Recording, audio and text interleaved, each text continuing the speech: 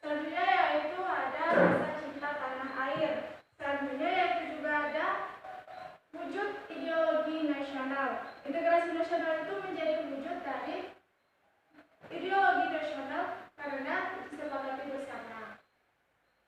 Lewat ideologi Pancasila ini, Indonesia yang mempunyai banyak sekali perbedaan-perbedaan itu bisa menjadi tetap bersatu karena adanya nilai-nilai Pancasila yang diterapkan di dalam kehidupan bermasyarakat, berbangsa dan bernegara. Selanjutnya yaitu ada bergotong royong. Selanjutnya juga ada antisipasi budaya asing. Antisipasi budaya asing itu adalah antisipasi supaya negara luar atau negara asing itu tidak masuk ke budaya kita, budaya lokal. Selanjutnya yaitu ada faktor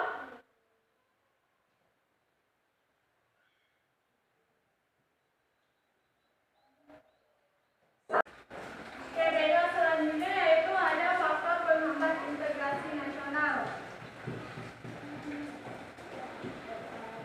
Yang pertama itu ada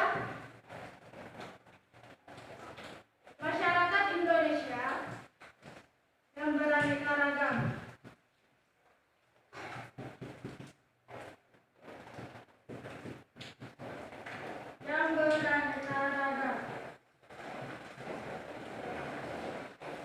Karena di Indonesia itu mempunyai banyak sekali suku atau mempunyai 12.000 suku, itu banyak sekali terdapat perbedaan-perbedaan yang ada.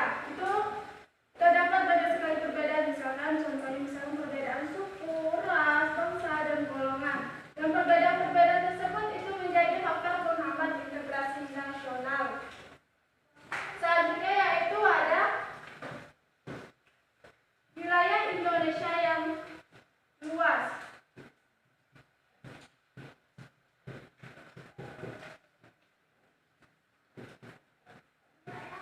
Wilayah Indonesia itu sangat luas. Wilayah Indonesia itu memiliki 17.000 pulau. Dengan 17.000 pulau itu banyak sekali perbedaan-perbedaan yang ada, mulai dari golongan, ras, agama, dan lain sebagainya. Itu menjadi penghambat integrasi nasional. Selanjutnya yaitu ada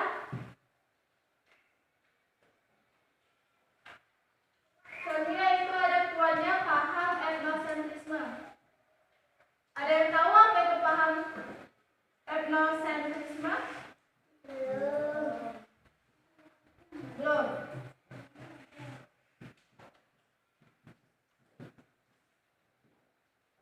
Paham etnosentrisme ini adalah paham di mana suatu suku atau suatu bangsa itu merasa kebudayaan itu lebih baik dari kebudayaan lainnya. Itulah menjadi mengapa susahnya terbentuknya integrasi nasional, karena paham etnosentrisme ini tadi. Selanjutnya yaitu ada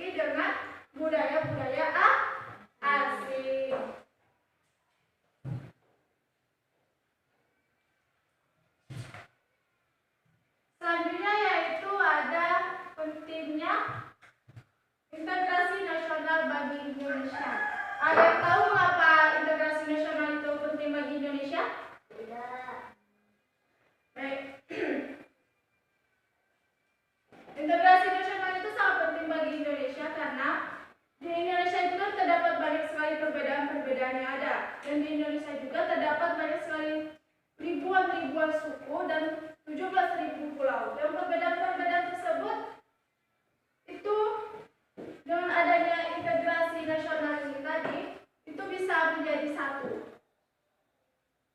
Sesuai dengan simbol kita yaitu Bhinneka Tunggal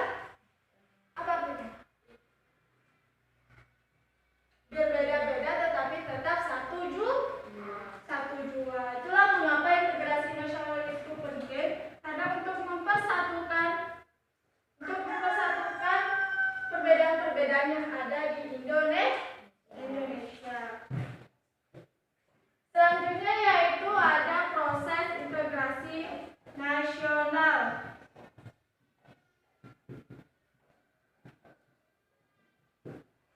Ada yang tahu proses integrasi nasional ada berapa?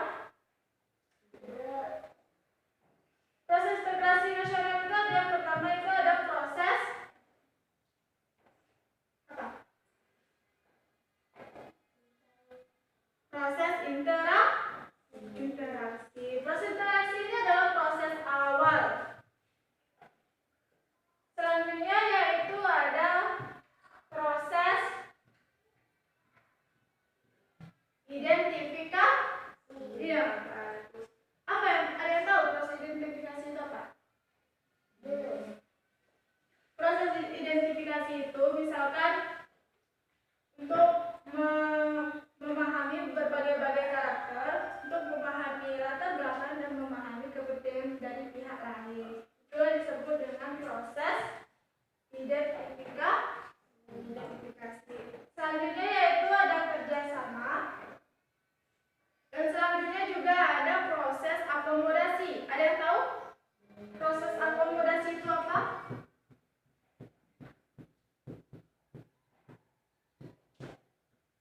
Ada yang tahu? Belum. Proses akomodasi ini adalah proses di mana itu untuk menyelesaikan pertentangan yang ada tanpa mempengaruhi atau merugikan pihak lain atau pihak lain. Selanjutnya yaitu ada proses akulturasi. Ada yang tahu apa itu proses akulturasi? Ya, baik. Proses akulturasi itu adalah proses di mana itu menyatukan persepsi kedua belah pihak dengan cara memerhatikan kepentingan dan tujuan bersama. Itu disebut dengan proses akulturasi. Selanjutnya yaitu ada proses integrasi, yaitu proses untuk menyatukan perbedaan itu. Selanjutnya yaitu ada ancaman terhadap integrasi nasional. Yang pertama itu ada ancaman militer. Ada yang tahu ancaman militer itu seperti apa? Tidak.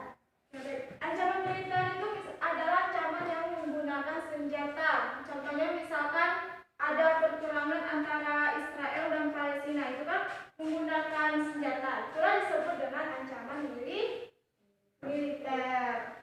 Selanjutnya yaitu ada ancaman non-militer.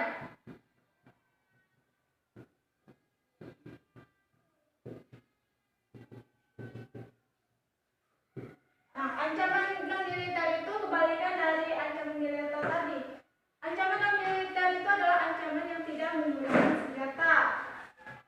Dan ancaman non-militer ini terbagi lagi menjadi 3 macam. Ada yang tahu? Tidak. Oke, baik. Yang pertama itu adalah ancaman di bidang ideologi.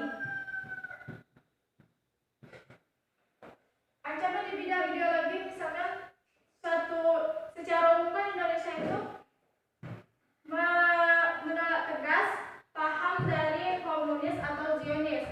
Dengan adanya penolakan tersebut, Indonesia itu tidak mengalami pengaruh dari penolakan tersebut. Walaupun ada itu cuma sedikit. Tetapi bukan berarti Indonesia itu terbebas dari pengaruh paham lainnya, seperti misalkan paham liberalisme. Selanjutnya yaitu ada yang kedua itu ada ancaman di bidang politik.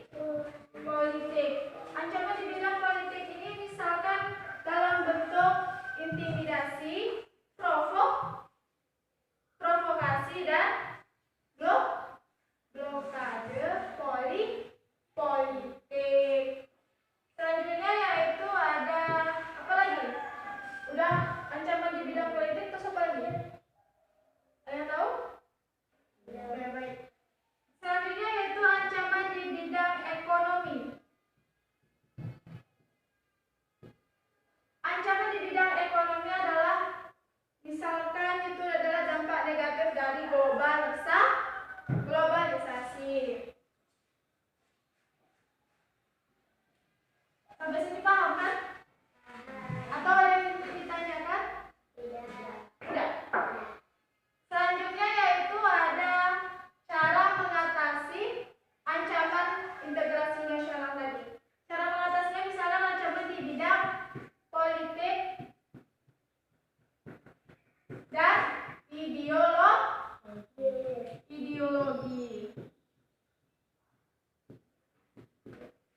Cara mengatasi ancaman politik dan ideologi ini adalah dengan cara mengatasi itu dengan cara pembuatan ideologi Pancasila yang diterapkan di kehidupan sehari-hari. Nilai-nilai Pancasila itu diterapkan dalam kehidupan sehari-hari. Itu bisa menjadi cara mengatasi ancaman dari politik dan ideologi. Selanjutnya yaitu cara mengatasi ancaman bidang ekonomi. Ada yang tahu cara mengatasinya itu seperti apa? Tidak. Cara mengatasinya itu misalkan ekonomi itu kan adalah itu apa namanya? Globalisasi ekonomi. Nah, jadi untuk mengatasi globalisasi ekonomi ini dengan cara menerapkan sistem ekonomi kerakyatan. Itu adalah cara mengatasi ancaman dari bidang ekonomi ini tadi. Selanjutnya yaitu ada di bidang pertahanan dan keamanan. Di bidang pertahanan dan keamanan ini misalkan itu adalah tugas seluruh warga negara Indonesia, bukan hanya saja tugas aparat keamanan atau aparat pertahanan, tetapi itu juga menjadi tugas seluruh warga negara Indonesia. Selanjutnya yaitu ada contoh ideologi. Sampai sini paham? Atau ada yang ditanyakan? Paham? Serius. Selanjutnya yaitu ada contoh integrasi nasional. Yang pertama itu ada contoh integrasi nasional di lingkungan keluarga misalkan. Contohnya seperti apa kalau integrasi nasional di lingkungan keluarga? Ada yang tahu?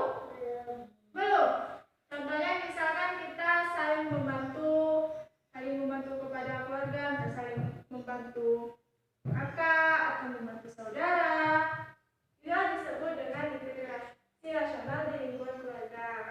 Apa tadi contohnya? Membantu kakak, dan menghormati kedua orang tua. Selanjutnya yaitu ada contoh integrasi di bidang di lingkungan sekolah. Ada yang tahu? Contohnya misalkan kita menaati peraturan sekolah, terus saling menghormati, terus memakai pakaian seragam.